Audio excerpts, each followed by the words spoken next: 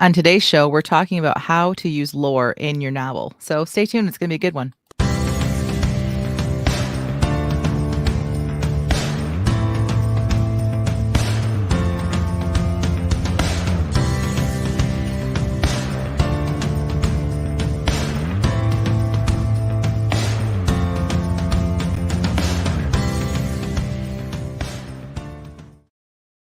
Welcome to the Christian Indie Writers Podcast, where we inform, encourage, and support Christian indie writers on their journey toward publication.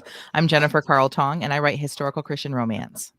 I'm Christina Catane, and I write Christian fantasy. I'm Jamie Hirschberger, and I write short fiction under the pen name J.R. Nichols.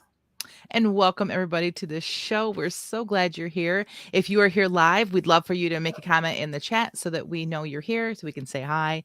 If you're listening to us later as a podcast, we appreciate you just as much. And we would also appreciate if you would give us a little bit of love and like and subscribe wherever it is that you find us and you listen to us. Well, we like to start off every episode, every week, with our What's Up. It's a chance for all of us in the group to share, including our chat, to share what we've been doing lately in our personal lives. So I'm going to start with you, Jamie. What's up with you?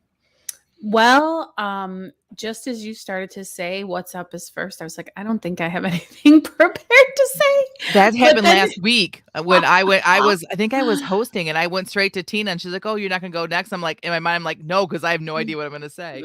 Well, I did think as you were talking about people who listen to us everywhere that we did get an email from Podcharts. And according to them, at least, did you know that we are the number 25 Christian podcast in Sri Lanka? Really? Yes. And we are like in the top 100 and something of overall podcasts in Sri Lanka. Podcast. Oh, in Sri Lanka. Oh, all podcasts Yes. in Sri Lanka. Oh, maybe we need to have a writing retreat in Sri Lanka. It would probably be well attended, but I don't know about. Yeah, it's so interesting because it's like I'm not so sure about the legitimacy of that ranking because, you know, if you go to like Apple or wherever and you try to find us, we don't rank highly kind of, but anyway, it's like if you're going to just kind of make stuff up to like pretend, like how odd to make us like number 25 or wherever, but like somewhere, you know, like exotic, right? Like it's just very strange. Like it's too strange to be scammy. And yet I still am not sure I can trust those rankings. It's very bizarre. Yeah. Well, it could be one of these things like when there was a church in the inner city that my husband came in to pastor. And our first service, there was 11 people and 6 of them were our family. And we doubled attendance by 100%. So we had won all these awards in the first few years by like doubling and tripling attendance, but the numbers were like 25. But listen, if you are listening in Sri Lanka, we do sincerely, like really, we appreciate it. And we would love to hear from you, no matter where you are and how you get our podcast into your ears. We would sure love for you to reach out just so that we know who our fans are. We got some of them in the chat room, don't we, Jen? We do. We have, good morning to Catherine Carroll. She was our first chatter here today. And she says, woo woo, big in Sri Lanka. Teresa's here as well. She says, guess who did the sprint this morning? It was short, but felt so good. Mine was short too, but so good. Catherine says, I'm procrastinating on tax prep. I'm still neck deep in historical research. That was my problem this morning, as I actually stopped a little bit did some research. Gigi's here. Good morning, Gigi. Good morning. She's saying hi to all of us.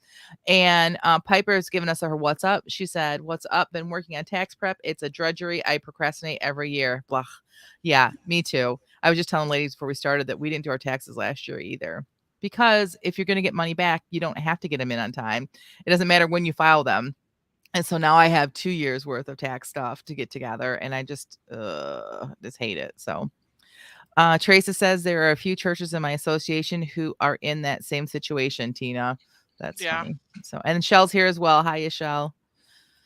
So my what's up is, again, everyone in my house is starting to get sick. My poor Chloe, she has, we all have allergies, but I feel like Chloe has the seasonal stuff. she got most of it from me. Like, I think she has it the worst of all my kids. And starting a couple weeks ago, she started getting like stuffy head and runny and just like feeling like yuck. And we just assumed it was seasonal. And come to find out it was seasonal, but it turned viral. So my poor thing is now on this really heavy like cough medicine. And yesterday I was supposed to babysit little baby Eliana, and I was super Mhm. excited. And yesterday I started coughing, which was a super bummer because I don't want to get that precious little thing sick. I don't feel sick, but I'm having some coughing fits, and I've been having sinus headaches. And if you live in Michigan, you know right now we are in that terrible time of year where winter one day, spring the next, and we'll have spring for a few days, and then we'll get winter back again. And just that back and forth is making my head just feel like it's like a vice back and forth. So that's my what's up is I'm just dealing with a lot of like sinus stuff. So looking forward to spring finally making its appearance. It's probably Mhm. another So 30 everything days can away. even out. Yeah. Yeah. What about you, Tina? What's your what's up? Well, I have been trying to listen to Word read me my book. Mhm. Remember I told you that I was just going to read the whole thing and try to get a Mhm. feel for it? Mhm. It was really difficult to read it myself. And um like kind of cuz I wanted to like big picture it, like kind of back up and look at it like as a reader, and I was Mhm. struggling to do that. So I decided to have Word read it to me, but that narrator on Word, oh my gosh. Mm. I don't know. But anyway, it's really hard. It's really hard not to say, "Oh, I need to stop, hit pause, go fix this." Mhm. So it's a little bit of a struggle. I'm having a little bit of a struggle, but So I'm gonna get through it so tell me why don't you hit pause and go back and fix that? because I'm trying to like get the feel for the whole thing. Mhm. I don't want to have my editor hat on. I want to I have my see. reader hat on. I see. Okay. So So it's not major things. It's like little things that you need to go yeah, back and fix. I yeah, gotcha. yeah, yeah. Because if it was a big thing, this is what you would be like, And I okay. have a document where I'm putting notes Okay, for good. myself, like Uh-huh. go do this later. Can But you explain like so like why? I mean, I'm sorry, just kind of like okay. So tell me why are you getting the big picture to help you finish? I'm sorry, just kind of am not connecting. it was because of my counseling or my coaching I had with Becca last time I talked about last week. Becca Syme. Becca Syme, who does strengths coaching for writers, and I was writing. I can see what's like. I have this decision tree. Should I be writing or should I be thinking? I can see what's next. I know what's supposed to happen. I could write it, and when I wrote it, it just fell flat, and it Mhm. was kind of discordant. I couldn't figure Mm, out mm. why. And after her coaching, she was like, "Well, because I like my whole context changed of who I am Oh, right. from meeting my sister." Um, she thought that I should go back and read it, just read the whole thing to get a feel for the character and see if she feels discordant anywhere else Okay, gotcha. in the That's right. story so that I can because I my context changing might change my character's context. Mhm. So that's what I'm doing. Well, how do you feel about that feedback? Like, do you see any of that? Do you see that that's true? Um a little bit. Like there was a few I have like 3 or 4 notes in my document. Go back and look at this scene and we rework it or put this in there or whatever. So yeah, Interesting. Awesome. but Well, it's thanks just for taking more time reminding. than I wanted it to, just Yes. because. That's the story of my life. Story of my life. I picked Yeah. up a book this week. I don't remember I mean, I'm a Kindle, and I don't remember the name of it. Um, if I when I finish it, if it's worth sharing, I will. But it was kind of like on how to like write fast, how to produce fast. And I don't know why I picked it up because I don't know that I am even that type of person, but I guess I was just bored. And I started reading it, and it's making me like, yeah, I think I can do this. If I can just get through this book. Every time I go to like try to edit, something gets in my way. So I don't know if this is a God thing that's like slowing me down or if it's a Jen thing, which I've been praying about. So I got to figure that out. But yeah, I feel like everything in my life right now is taking me longer, even dishes. things like that. Everything in my life seems like it's taking me longer than it should, right? Or maybe it's just expectations that I put on myself. I don't know. Maybe you too, Tina. Maybe like it's taking longer than you want, but like in my mind, I was going to do it last week and get it done, and I was going to be writing this week. Like in my mind, that's what it was going to be, and it's not what it's going to be. So we'll see. Okay. What happens? Interesting. Well, someone's computer is making some noise and it's coming through your mics or not, and I'm not sure. Or maybe not. If you guys don't hear it, then maybe it's just my computer doing it. I did hear it. Oh, okay. So it's not my computer. Anyway, okay. So this week, moving on to the podcast, the meat of it. This week, we are talking about something that we've really never talked about before. It was a conversation that we had off mic, and we thought, you know what? Like we were actually, Jamie, can you share what it was that we were talking about that brought this idea up? And we're like, hey, that could be like a whole podcast. Yeah. Well, it was actually when we were planning for the shenanigans of St. Patrick's Day. And I got kind of on this because we were just spitballing ideas, and I got on this track of like leprechauns and, you know, how they're a part of the lore of St. Patrick's Day. And then we were talking a little bit about the history of St. Patrick and basically all of the lore surrounding that particular day. And we just kind of started talking about how the lore behind something is meaningful and impactful. And it's interesting because like just now I'm thinking about how Star Wars was when we were growing up. Episode 3 was Star Wars. Like that's all there was. Right. And now this is a whole franchise that is essentially the lore of these characters that were in that first original movie. Right. And exactly. Now if you said that was the first Star Wars, it would cause like a big fight. Right. They're like, that's episode 4. That's not episode. My girls get after me all the time, but they weren't raised like me. Like that was the first episode. They're like, no. That's the first one that came out, but that's not the first episode, Mom. Like, okay, I know what you're saying. But you can see how already, before we even get into the meat of the podcast, that this is like a serious, like a good conversation to have with other writers. And we're like, wait a minute, we promised shenanigans. Like we can't talk about this. So we put it off till this week because we really think that there is something there that like if you haven't considered using lore in your writing, that maybe you should. Yeah. So before we go any further, Jamie, can you, like, for those of us who don't know, what is lore? Can you give us like a little quick lore? I with my weird nerd word brain hear the word lore and I think story because they have that same OR sound, and it's more or less the backstory or the sometimes mythologized history of a circumstance or a people or an event. And so the lore of it is basically the entire history, the story of that person or historical event or family. Right. So we're talking about basically the backstory. Right. All right. And where do we see lore mostly? In fantasy, right? Like that. Yeah, it's pretty common in fantasy. So Tina, what does lore look like in fantasy?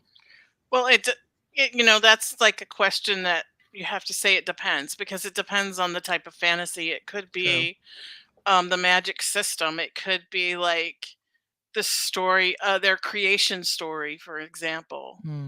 You could take like different cultures in the real world.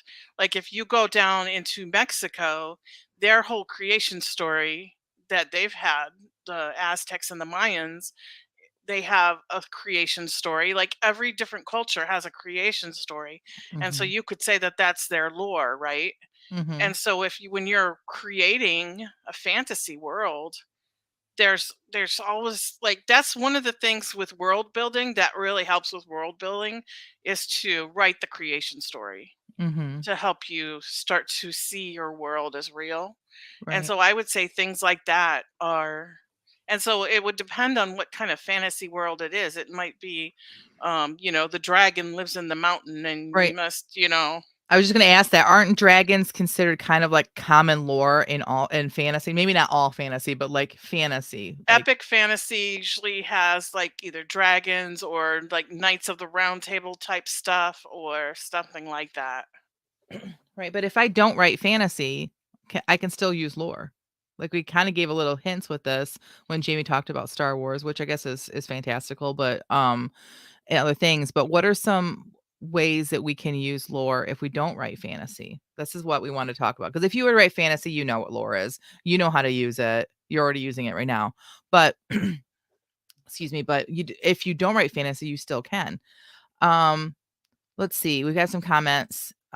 Piper says, I've been researching or inhaling tons of information on lore, fables, and other creatures. Piper says lore is supposedly the early story that was passed down by mouth as opposed to being written down. Nice.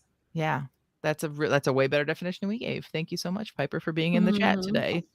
Yeah. All right. So it can, like Jamie pointed out, I think it was Jamie, that it can also be the foundations of a family or a community. I mean, when we go up to Frankenmuth, those of you that have ever visited Michigan, you've probably heard of Frankenmuth. It's a very touristy area in our state.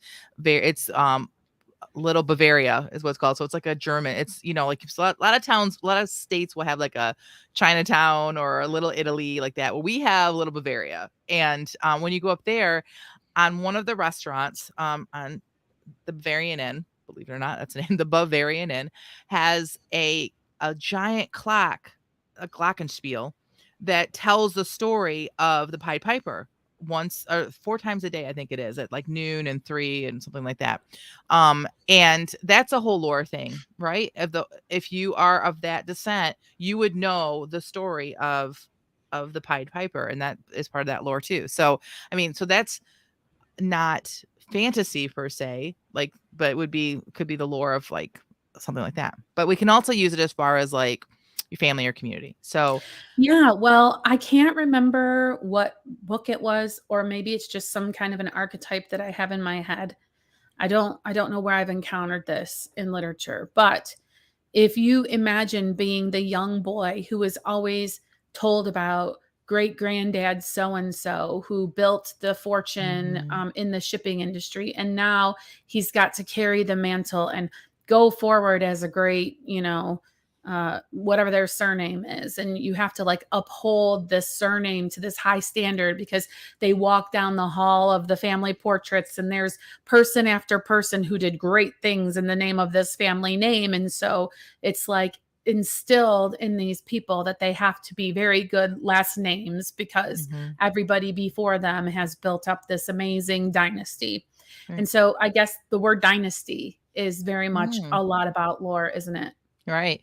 Are you talking about Horton Hears a Who? That's all I could think about when you were talking about was the movie Horton Hears a Who, and he's like, all these mayors in our family before, and his kid is just like, I don't want to do any of this. Like, not saying it, but just like, I don't want to do any of this. So I should say that's all I see. That's very interesting. Thinking of gangster movies, like there's the Don, and then there's like the Don's children, and then he gets old and can't really run the familia anymore, and so then the next guy has to come in and. Yeah, so that's all where the lore. And what's interesting too is, so if you think of something Hatfields and McCoys or like warring families, like each family is going to have their own spin on the same events, right? Yes. And so it's very important sometimes to know these things I mean, frankly, it's for character development at the end of the day, isn't it? And also world building. Yeah, so let's move into that. So how do I, as a writer... Can I just say one more thing about the family stuff? Like, we each have our own lore in our own families, if you think about it. Like, my grandmother was 18 when her parents forced her to move to America because she was building bombs in a cave for, like, a local clan war. Wow. Oh, wow.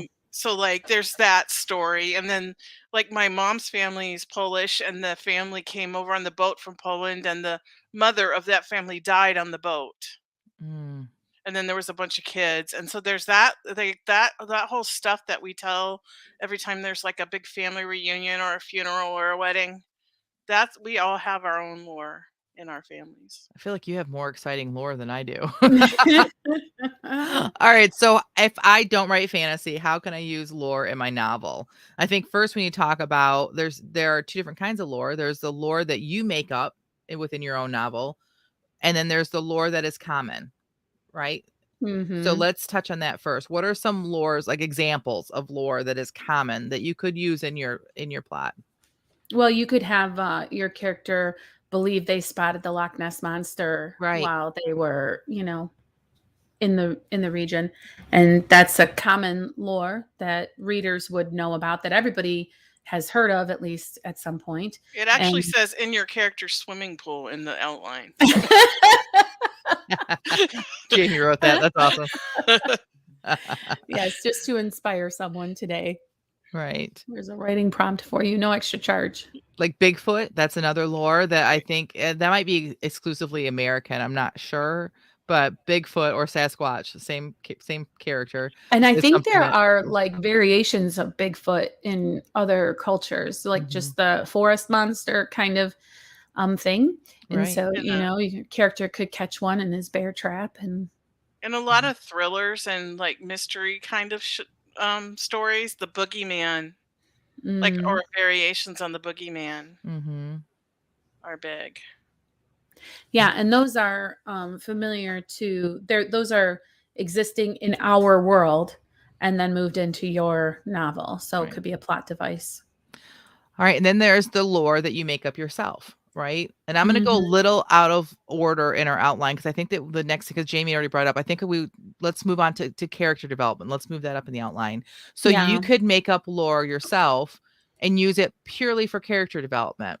Like, for Mhm. example, if I know that my character, Reverend Albright, came from a non-Christian home. Maybe it was even an abusive home that he became saved and then became a pastor.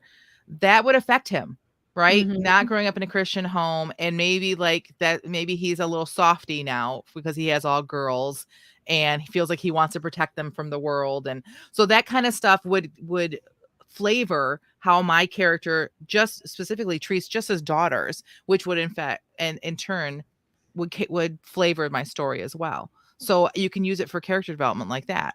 And Um, in my stories, and I know we're going to talk about it when it comes to backstory, but for mhm, character development, the whole lore that is really in the prologue of the first book really defines who my character is, because without that she would not there wouldn't be a high priest and she wouldn't be right, the high priest's daughter.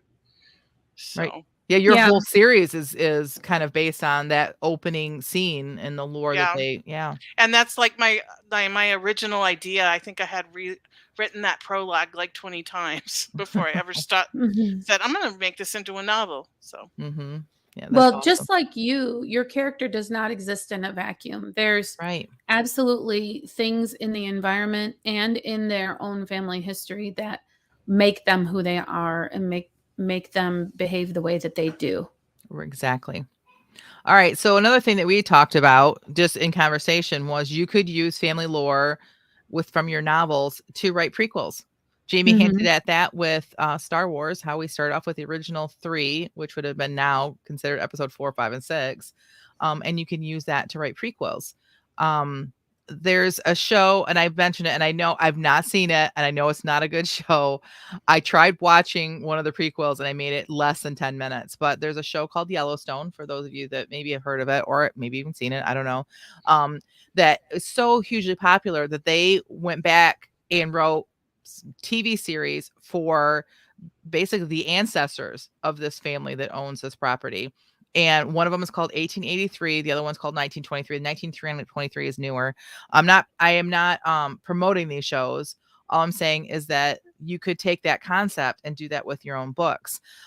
Like I said, I got a message from somebody like, "Oh, this is so good. You need to watch this. You're going to love 1883. This is exactly like the time period that you're writing in with the Widows of the West." And I'm like, "Okay." I couldn't make it 10 minutes. It was so it's just not my it was too gory for me. Not my cup of tea. But and great concept. that So, wasn't completely made up either, because I have some friends from Bozeman and they were having a discussion about how right on they had gotten the character of this guy who's in the head of the Dalton family. Like he's a awesome. real person. Wow. So I thought that was interesting. And I've thought about that before. People have asked me if I would ever consider writing the love story of Reverend and Mrs. Albright. and people really want to hear the rest of the story, the love story of Elizabeth and Winston from my very first book. I just kind of hint at it, so maybe someday I'll go back and do that. But I think that if you're writing a series, it's very viable that you could make another series as a prequel using the family lore. What about for info dumps? Like we call it info dumps, but really it's like passing on information to our characters. We're not condoning info dumps, but no, it's like a way to avoid an info dump, I guess, would have been a better way to put it in the outline. It's kind of like when you have to get information to your reader, and it would be weird for it to be a conversation or something. Right. Tina, you kind of did that with your fireside stories. Right. Yeah, I had like the elder of the village, like the grandmother, sitting around the fire at night telling stories to the children, and it was like the lore of their village that she was telling. So yeah, and that's in a few places in my books. Yeah, and it's a good way to get some information to your reader. And also, if this is something that affects how your characters behave, it's important that your reader knows about it. So sometimes you need to communicate it to your readers as well. Right. So is there ever times too that's maybe specific to certain genres that lore might become in handy? Like I thought, I don't write mysteries or thrillers, but doesn't lore play into those as well sometimes?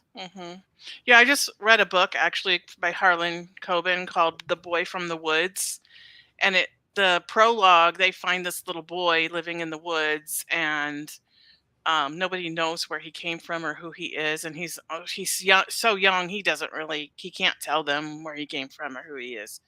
And so there was a bunch of lore that people have been spotting him for years out in the woods, and then parents started telling their children, don't go in the woods or the boy from the woods will get you. So, and then he became the man from the woods, because he grew up and still lived out there. So it was interesting. Well, no, go ahead, Jamie. Well, I was just going to say, you can use lore in your book to help you with, so in a mystery, for example, you will find out that there's this person who's just been kind of bobbing along until you discover this bit about their family lore that links them and gives them a motive suddenly. Right. Yes, exactly. I was going to say, like, you inherit a house from grandma and all of a sudden you find a body buried in the backyard. You're like, you know what I mean? Then that's the whole mystery starts. So like, then there's mysteries that are connected to the past and like the lore of this family. And like, well, grandma never let anyone else work in her garden but us. Like we couldn't rototill, whatever, like there's like this whole family history that can create an entire mystery. So yeah, that's really great. So lots of great stuff. I mean, have you guys ever used lore in your books? Well, we know Tina has. What about you, Tina or Jamie? Have you ever used lore? I would have to think about it a little more. And I feel like I would spend too much time silently thinking about it to answer that question. Well, I know that your book that you wrote has its own world. And you have these different kind of not titles, but like the different sects of society are called different things. So I would say that that's all lore. Yes, because you're right. There has to be some sort of history of how we got from where we are now to where we got to that. So there'd be a lore there. Yeah. And also, so there are in my book people who have technology and people who have basically decided they do not want tech, like they're anti-technology. And so all of their history is going to be lore, right? Because they are not into really digital record keeping or anything. So they have stories that they pass along to. Yeah. So yeah, actually it's huge. Now that you mention it. And I would say probably in my books, just the fact that especially in book 3, where Phoebe feels like she always has to live up to, or book 2, sorry. No, that's book 3. Where people have to, she has so many books, you can't keep them straight. Oh, I wish.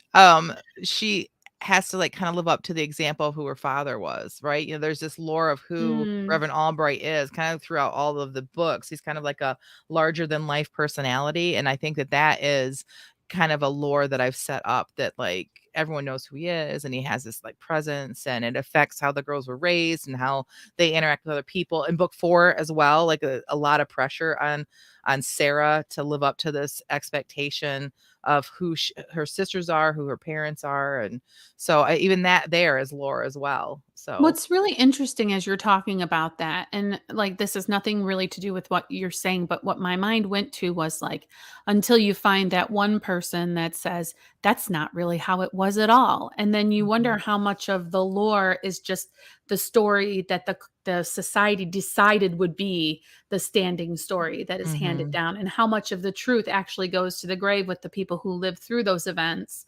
And so that's another layer to the whole ideal of lore that I think is interesting, because, oh no, we're not going to embrace that narrative over there. We're going to stick with this one. Right. But and the Bible verse just popped into my mind that talks about the great cloud of witnesses that have gone before. You know what I'm talking about? Like Hebrews 12. Yeah, that's almost like if you read the whole book of Hebrews 11, it's all about all these people who've had great faith in the history of the Bible.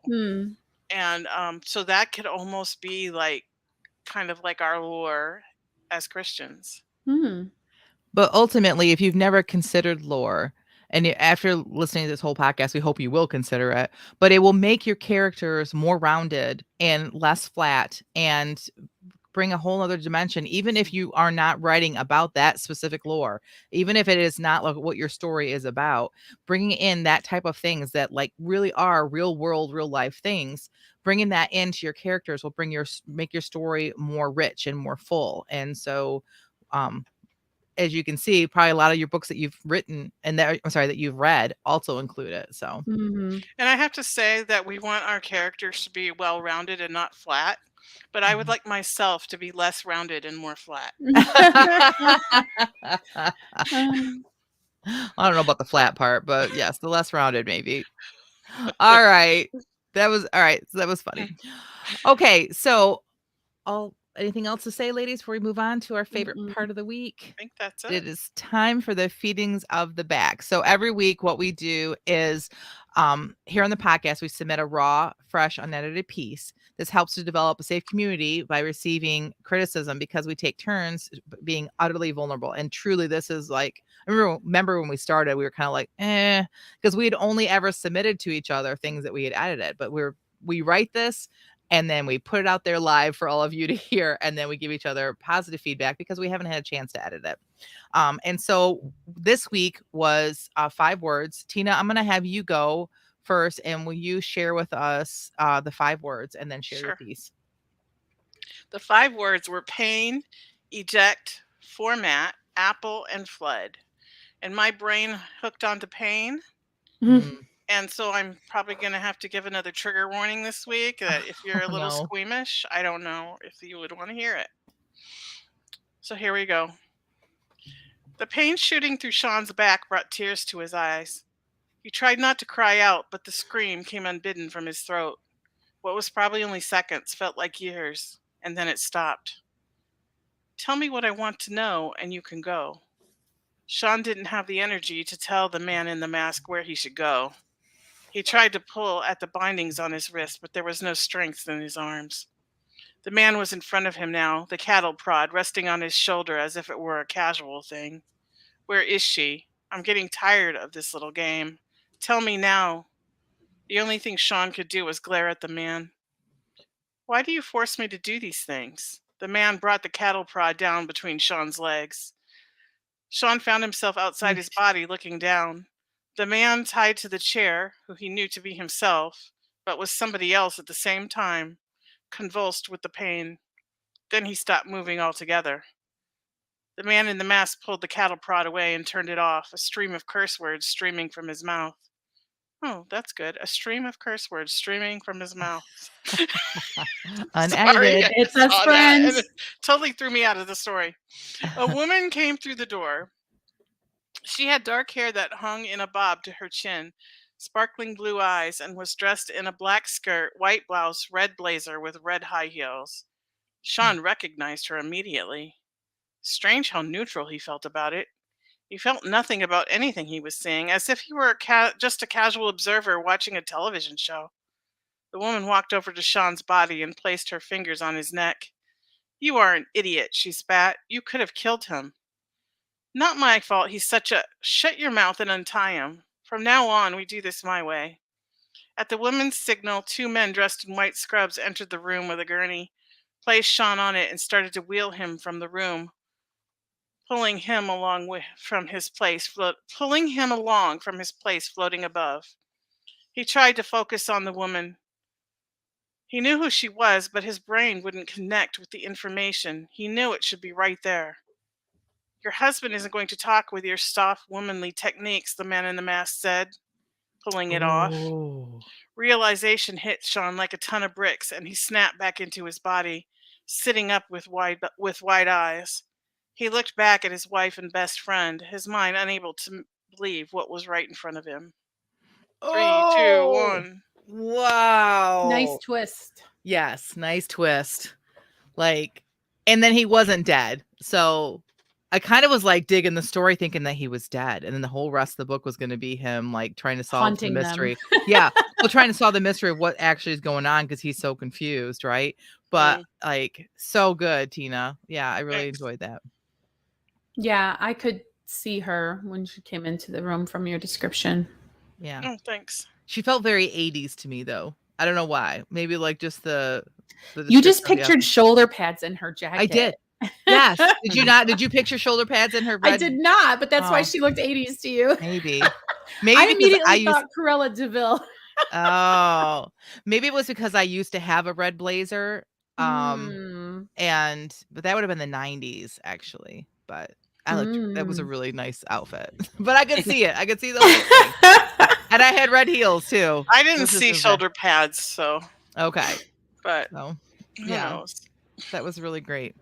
Piper agrees. She says, "Oh my gosh, Tina, that was so good, but oh my gosh, where the guy put the taser thing." I Yeah. know. I like recoiled, like, oof, and I'm not even a dude.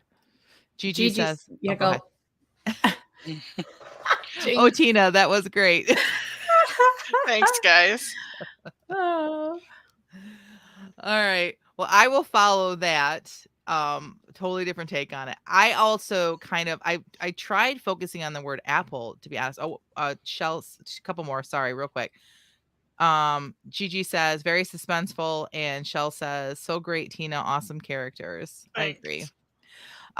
But I kept going back to the word pain too. I thought it was going to be like a physical pain, and it went somewhere else. So back in Widows of the West world. The smell of apple pie floated through the open window, transporting Cade to a different place and time as memories of his youth flooded his consciousness. His mother, dressed in a work dress and apron, Stop. deftly rolling floured dough while talking and laughing with the kitchen maids as they peeled the apples for her famous pie, was a sight he witnessed many times as a young boy. It wasn't until he was much older, nearly a teenager, that he realized that this was not a common occurrence among the other homes of Eastern Texas. His father did not approve, but did not discourage his mother from working in the kitchen. Cade thought it was probably because no one made apple pie like his mother, and his father was in no hurry to stop the production of such a delicacy. Cade took a deep breath, attempting to loosen the tightness that had formed in his chest. Even after all this time, the pain was still there, the pain of losing his mother, of losing the closeness of his family he had once had. He wondered if there would ever be relief, a balm that could soothe the wounds he carried deep within. So deep within his own mind, he hadn't heard the door open, and he jumped a little when Colleen stood before him. She smiled down at him and held a plate out to him. Lots of hymns there. "Here you go," she said, handing him a piece of warm apple pie. "My ma always said pippin pie was the balm to heal whatever ails you." Ooh. Wow, that was kind of clever. Oh, thank you. For her to be thinking like about pie healing a wound. Wow, that was really poignant, actually. I hope that this kind of stays, right? Like, Yeah, me too. I Like, don't like that you were editing it as you were reading it because it's a sprint. sorry, I know. But It was a bad one though. Like the idea was okay, and it took me a long time to get into it.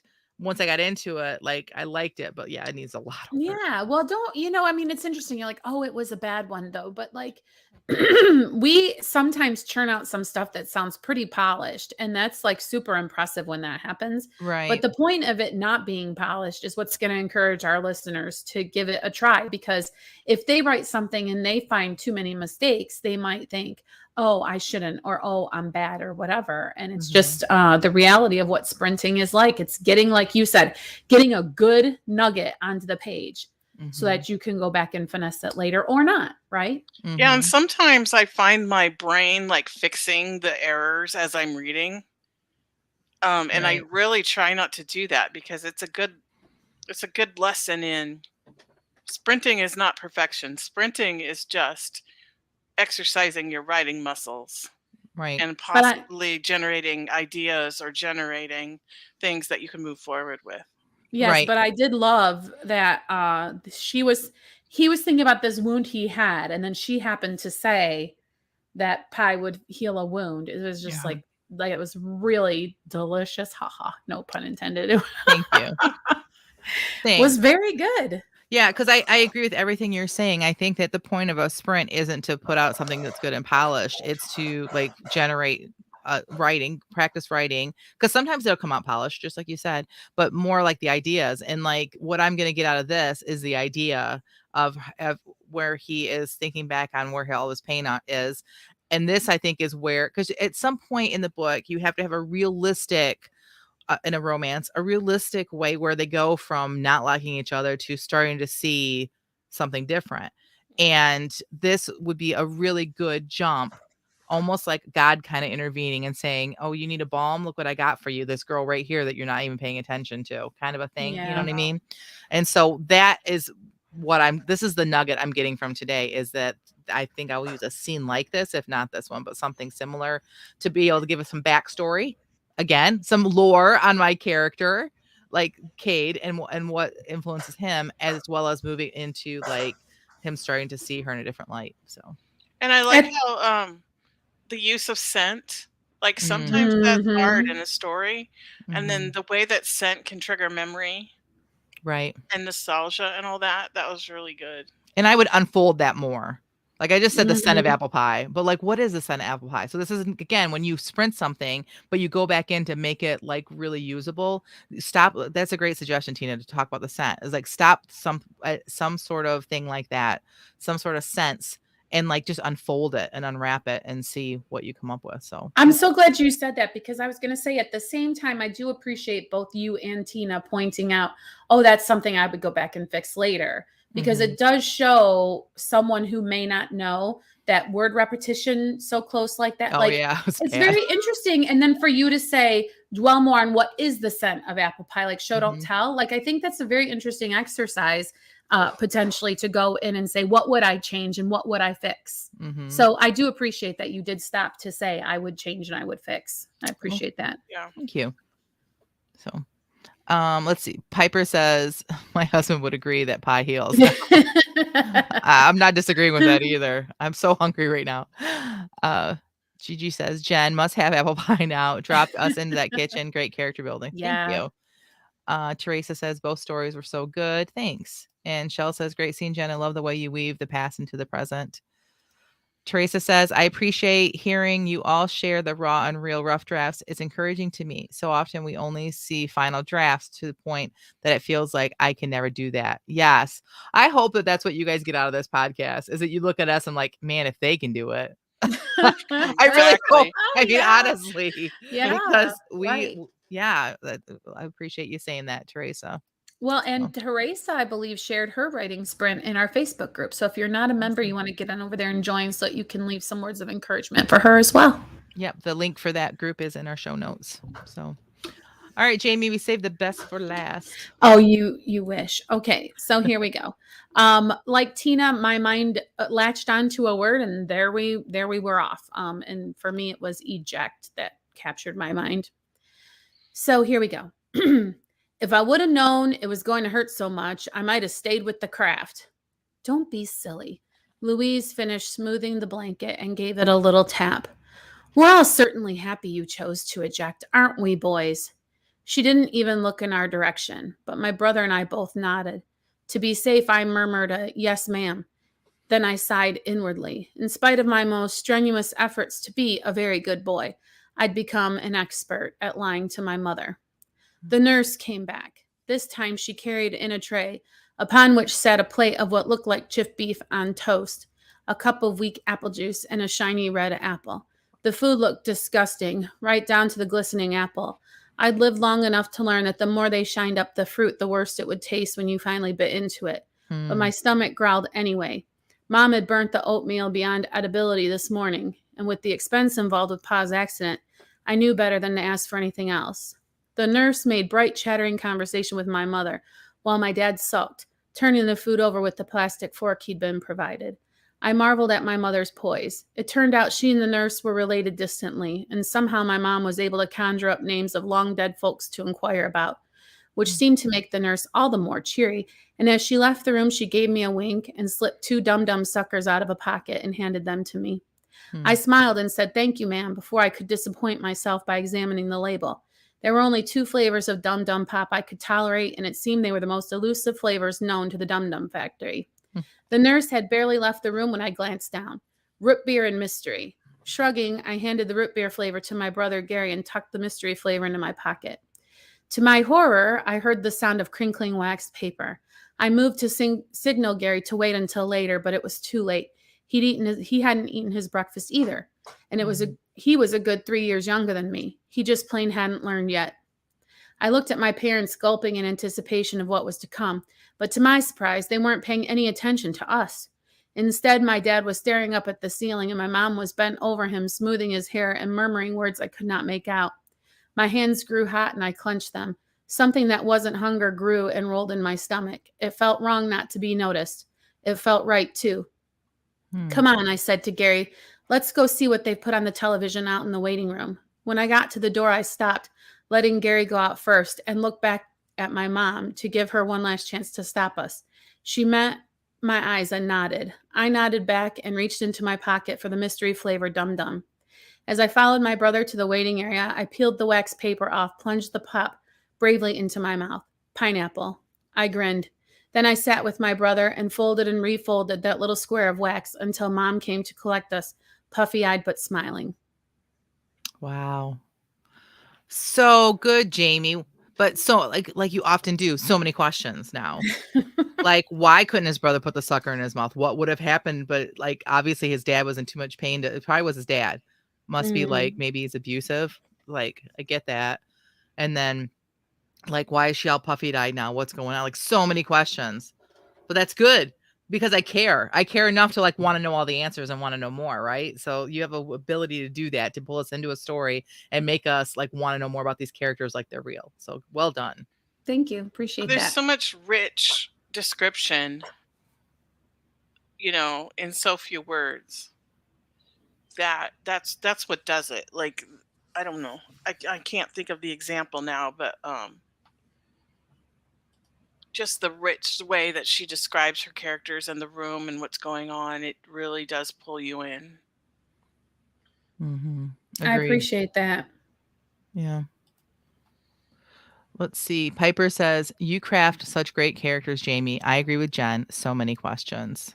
Thank you. And yeah, if we're talking about what I would like to do, like if I had more time, I would have preferred it to be a little more that this was a big decision he made to give his brother direction. And like, if this were a bigger piece, it would be that this is when he is becoming the man of the house because the dad is no longer able to be. And that moment was supposed to be like, I am now like coming into the manhood part of my life, even though I'm very young. Right. So that's where I would want, like, that's how it felt. But, by the time I got to the end of the sprint, it was the end of the sprint. So no time for that, Yeah. And he probably is already exhibiting that. And I love the fact that the nurse handing both suckers to him instead of one to him and one to his brother, which is already signaling that like there's something about this kid that is already kind of like a leader. You know what I mean? Like that people would like address him or give it him. So, which that was subtle, but I noticed it. So, and I appreciated that. So Thank you. Gigi says, Jamie, I had already figured out they're at the hospital before it became obvious. Yeah. You show so much about these characters without having to tell us. Love this story and your characters. Thank you. Yeah. Well done, Jamie. Yeah. Preach. Yay. I love Friday. Me too. All right. So without further ado, it's time for us to wrap up this episode. So before we go, we would like to, like we start off every episode with our what's up. We're going to end with our what's next. So I'm going to start. Let's go backwards and start with you, Jamie. What's next for you? Well, I am still editing the book that we were talking about during the course of the podcast, which is Analog. I'm having a really rough time. I'm going through a season of just like, do I even really want this? Do I want to finish this book? Do I want to publish this book? And I'm just not sure. So I'm still showing up every day from 10 to 12, but it's like I'm trying to find everything to do but work on my book. I don't know. So I've got to find the want to do the work, so that I will do it and finish it. But showing up is half the battle. And then it's like digging in to do the work. Because sometimes it just doesn't seem worth it. Because my why is just not big enough. And why are we like that? Like, I struggle with that too. I'll just kind of flow into mine, and maybe we can talk back and forth about this. Is my what's next is I got to make time to open up my book and finish the editing. But like now that my laptop is on the fritz, I can only work in my office, where before I could like move areas, right? So like when I can take my computer somewhere else, then when I have spare time, I can get work done. And sometimes I get the best stuff done when like my girls are at play practice and I run into a coffee shop for a little bit, or I find another place in my church that no one is and I work for a little bit, and I can't do that anymore.